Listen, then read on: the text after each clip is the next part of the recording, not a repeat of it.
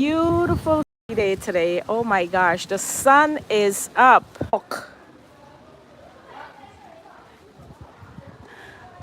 Let's talk. Come in, come in, come in. Me hear some of you get so much snow, place hot like a fire. What are we going to talk about today? We are going to talk about end of year resolutions. I think this is as good a time as any to talk about resolutions and end of year resolutions. I was just walking around thinking about what to change, what to put, in a different space. And I decided that, let me just take a break and we are going to do our end of year resolution. Thank you so much for stopping by. All right. Now we're going to take a little walk. Good afternoon. Good afternoon. Thank you for being here. We are going to take a little walk. Let me give you a different kind of view. All right, so this is a lovely view. If you can see it, let me put it like that. Yes, that's an amazing view. Don't focus so much on the kite in the pathway, just focus on the beautiful view. And I'm going to tell you, you see that plant up there that's growing on the arch? I had to have a conversation with that plant. And I had to say to that plant, are you going to produce flowers or not?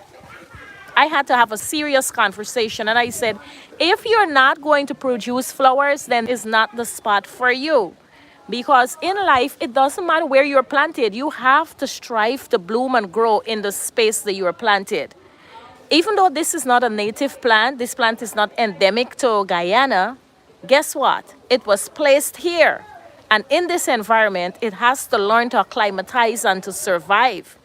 Because that really is a microcosm of what the world is and what life is, that whichever spot you find yourself in, you must be able to thrive and to survive in that spot.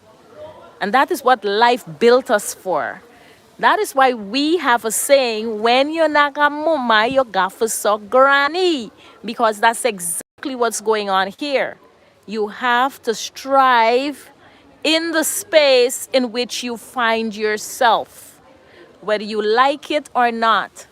I think that's a great lesson that we can take at the end of the year from these plants. And if we look at this one right in front of us here that is blooming, look at the beautiful flower. This is the crinium lily. It has a gigantic height between 6 and 7 feet.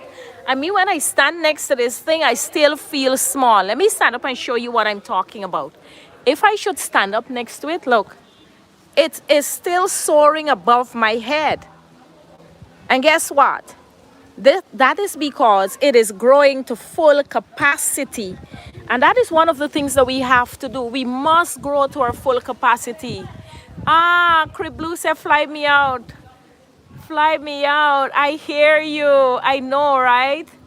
There is no place like the place that you find yourself in and you feel satisfied in that place, right? I guess it's cold. All right, so let's talk about this plant right now. You see this plant right here? It can, if it's given the right environment, this plant will grow to a hefty 7 or 8 feet tall. And that is one of the things that I want to say to you in life. Always strive to align yourself with an environment that will see you growing to your fullest potential. This right here is going to get that chance to grow to its fullest potential because it's placed in the right environment.